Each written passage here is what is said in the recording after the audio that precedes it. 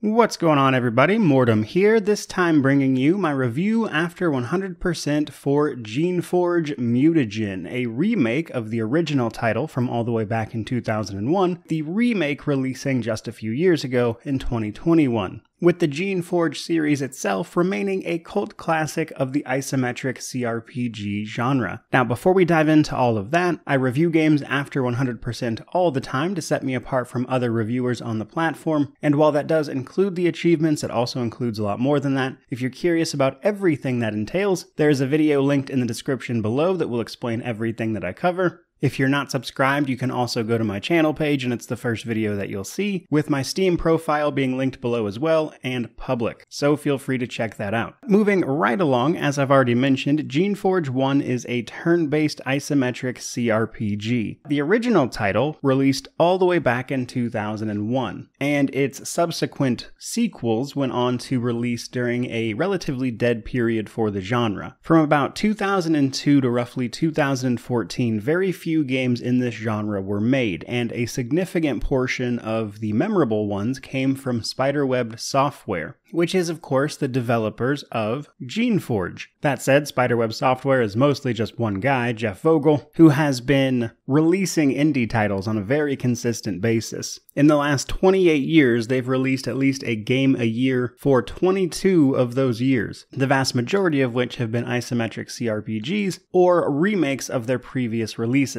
with the purpose of all the remakes mostly being to keep these games available on modern hardware, in lieu of fans having to do it for them, as is often the case with these older titles. So with all of that out of the way, let's actually talk a little bit about the story of the original Geneforge. So we play the role of a Shaper, which are a type of wizard, basically, that can create life. Shapers have become a very dominant organization throughout the world here, and becoming one is quite the status symbol. The game starts with us having done just that. We have joined the Shapers, and we are off to start our formal training, but are ultimately shipwrecked, so to speak, after our creation that is taking us where we are going is attacked, and we find ourselves washed up on the island of Susia, which is an abandoned Shaper facility that has since been barred. No one is allowed to go here, and much of the story revolves around why, as you might imagine. But shortly after we come to and get our bearings, we encounter creations that were left here by the Shapers, simply abandoned. Many of them are known as serviles, which are an intelligent type of humanoid that were made and treated basically as slaves, and several different tribes of them have popped up, each with a different way of thinking, and these mostly serve as factions on our adventure. Many of the factions at play here, the Obeyers, the Takers, and the Awakened, all have varying views on the Shapers, their creators, and how they should be interacted with. And you'll have to engage with all these various factions, as well as a couple more, as you attempt to escape the island. And while your primary goal is to simply get off the island, and doing so is effectively the end of the game, the state in which you leave the island determines the ending that you get. And along the way, as you search for an escape, you're likely to learn specifically why it is this island was abandoned, and what you choose to do with that information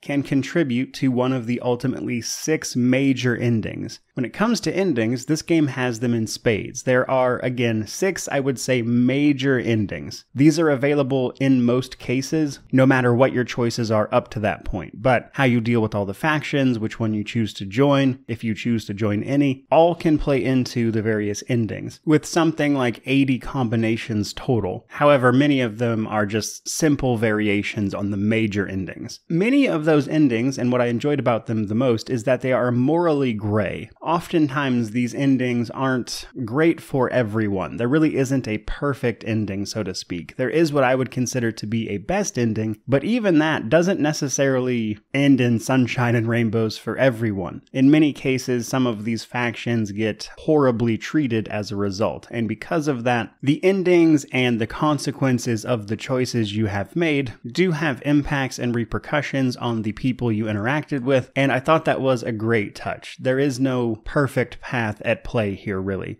And if anything, I think that makes the story much more interesting because the writing at play here is very compelling, which is good because none of it is voice acted, which does leave you reading a lot of text. But that brings us to the difficulty section of the video. You can play through Geneforge on Casual to Torment. If you simply want to play through the game fighting as much as possible, you can absolutely do that on all of these difficulties, but normal, especially for a veteran of these types of games, is very easy until pretty much the end of the game, where the game will throw a few challenging fights at you. But on everything besides Torment, it is very much so possible to simply use creations, which serve as your party, to kind of just steamroll your way through, oftentimes simply by having superior numbers. However, on Torment, enemies get a little bit extra HP, yes, but they also get access to extra abilities, which will change the way that they are fighting you, which means you have to have more understanding of the mechanics at play, as there's a little more strategy involved here, which means I really wouldn't recommend Torment until a second run, though it's not impossible by any means. You see, it's very much so possible to play through this game without making any creations, effectively solo, and without attacking anything at all, which means a solo pacifist Torment run is very possible and one of the ways I completed this game. Though, again, not something I would recommend for a first time through. All of that said, you're likely to find a decent challenge here somewhere, whether that just be steamrolling your way through enemies or something more strategic. And naturally, that brings us right into character progression. Now, with this being an older title especially, the character creator is very limited. Character creation is effectively picking one of 3 classes, which will then serve as your sprite.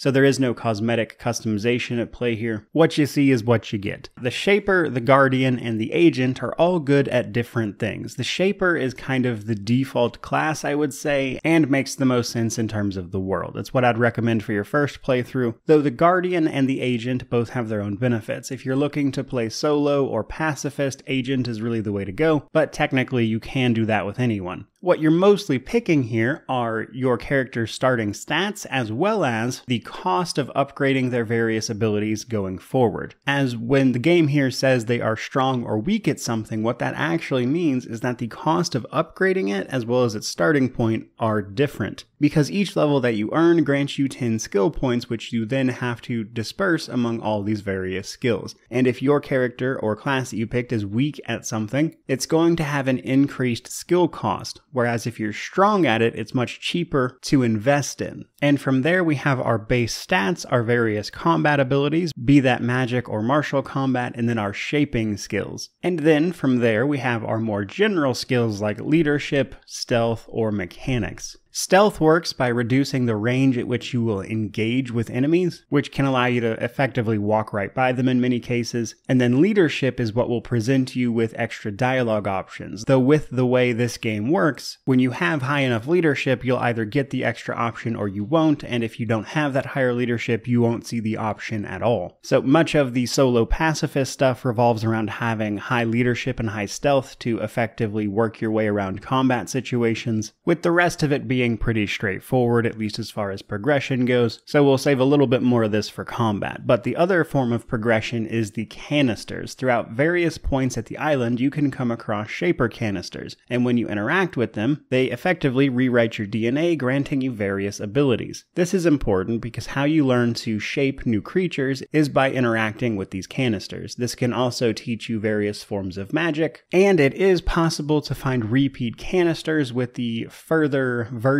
increasing the base level of the ability or the creation, which altogether, as far as these games go, is pretty simple progression systems. I think most people will have a pretty solid grasp on this, and leaning into the things that benefit you is pretty straightforward. But that brings us to the world section of the video. Now, for the most part, you're pretty free to explore as far as your abilities can take you. The game does very little in the way of holding your hand, and as you exit each directional exit of the map, you will then unlock new areas to potentially go to. in a very sort of Baldur's Gate 1 approach. And doing this, exploring around, is going to bring you into contact with the various factions, which include the servile factions I've already mentioned in the story section, but also other factions such as the Sholai, foreign human beings from a different land that Shapers haven't really met before, who speak a different language. In order to interact with them, you do actually have to learn their language, which involves learning it from various sources, such as old books, some of the serviles they have spoken with, or in some cases the Sholai themselves, adding yet another layer to the mysterious things going on with this island. As it turns out, the Sholai were the ones who wrecked your vessel and caused you to be washed up ashore as well. But the Sholai themselves are fractured into different factions. So you're going to interact with all of these different people while also learning about why it is this island was abandoned, while, of course, fending off the various rogue creations, as they call them, which are the ones that are driven mad and hostile to everyone else.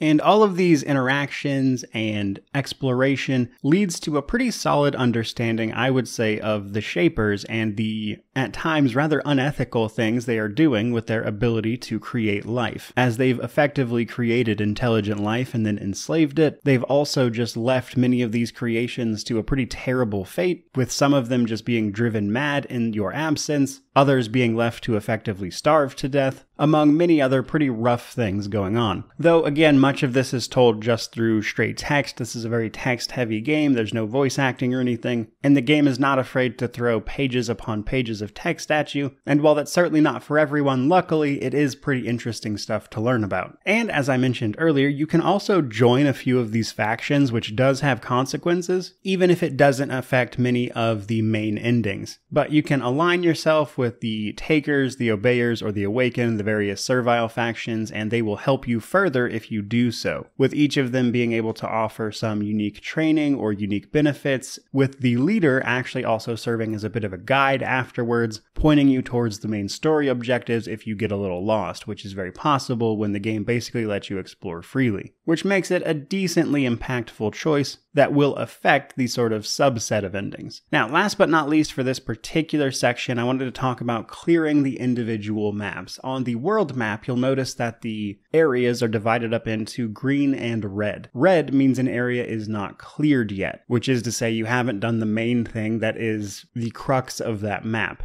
Green means you have cleared it. This is important because in order to fast travel from one node to another, you have to have cleared a path to that particular map. So when you go to fast travel, you can just immediately go back to anywhere you've been, provided you have a line of cleared green maps to that point, which I mention because it's important to clear the maps you're heading to, because if you get too deep into enemy territory, you won't be able to fast travel back without it being a very big headache, which I think is a decent enough way to handle fast travel. All of that, though, finally brings us to the combat section. Combat is turn-based and relatively simple, to be honest. It uses an action point system, sort of. In combat, each of our characters is going to have 8 action points. You're going to use these to move and attack, though, while various actions do technically have an action point cost, you can use those abilities even if you only have 1 action point. The catch being that if your character runs out of action points for any reason, their turn is over, meaning that it's very possible to move for 7 action points and then use an ability that costs more than that,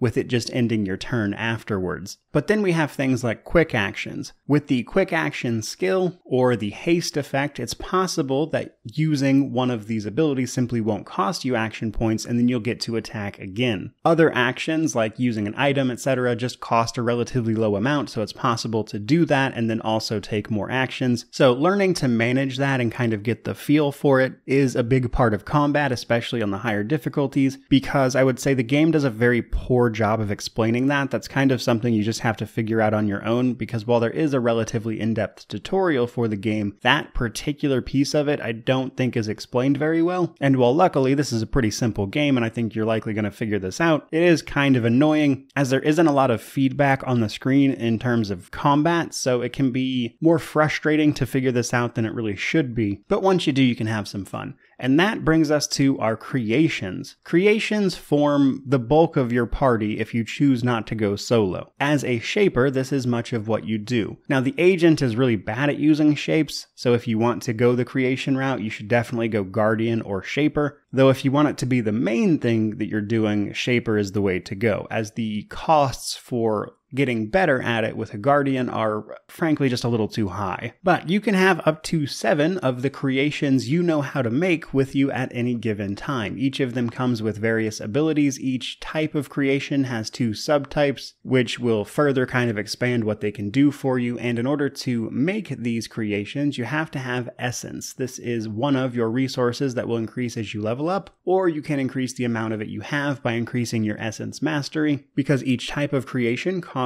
a base amount of essence, and granting that creation extra abilities when you create it will increase this cost as well. Once the creation is fully crafted, that part of your essence bar becomes kind of locked off, so to speak, which reduces your maximum until that creation is destroyed or you reabsorb it. Now, another big aspect of the creations is your control over them. Much of a Shaper's magic seems to come down to being able to dominate the will of the creatures that you create. And if you have a lot of creatures that are higher level than you, your control over them is going to be very poor, which means in combat they can potentially either run away or turn rogue and start attacking you, or potentially your other creations, which can be quite the problem. So in higher difficulties, another thing that happens is that your control is more difficult to maintain, which means when you're creating and granting these creatures abilities, you want to keep an eye on how much control you actually have over them and what their level is in comparison to yours. Though I will say on normal, this really wasn't a big deal, as usually combat was over so fast the creatures never had a chance to go rogue, but on higher difficulties this is absolutely something you want to pay attention to, otherwise you're probably going to have a bad time. But beyond that, I think the creations are pretty cool. There's even a secret one that you can get, and mixing and matching your composition is a lot of fun. All of that though brings us to our Steam Deck compatibility section, and Geneforge 1 Mutagen is definitely playable on the Steam Deck, which is its official Steam rating as well. However, I would say it's not exactly the best experience, which is down to various features that tend to be common with CRPGs. As there is no controller support, which means you are effectively using keyboard and mouse, which means you're likely going to have to rearrange some of the controls to work better for you, which can feel a little clunky due to the lack of controller support, which also means that like the in-game prompts for various buttons will be for the keyboard controls, which you won't of course be using on a Steam Deck, which can lead to it just being a little bit frustrating. Though once you get past that, you can definitely play it, with the only real other problem being that if you want to rename your saves something, you need to bring up the virtual keyboard, which isn't that big of a deal. So if you're willing to put up with that, then yes, Geneforge 1 can be very playable on the Steam Deck, though it does feel a little bit cumbersome in my opinion. That though brings us to our positives, negatives, and then we will wrap this thing up. So the positives for Geneforge 1 for me are the world and the lore. It is incredibly interesting learning about all this stuff, seeing how the Shapers engaged with all their creations, the experiments they were getting up to. All of it has this almost sort of mad scientist vibe,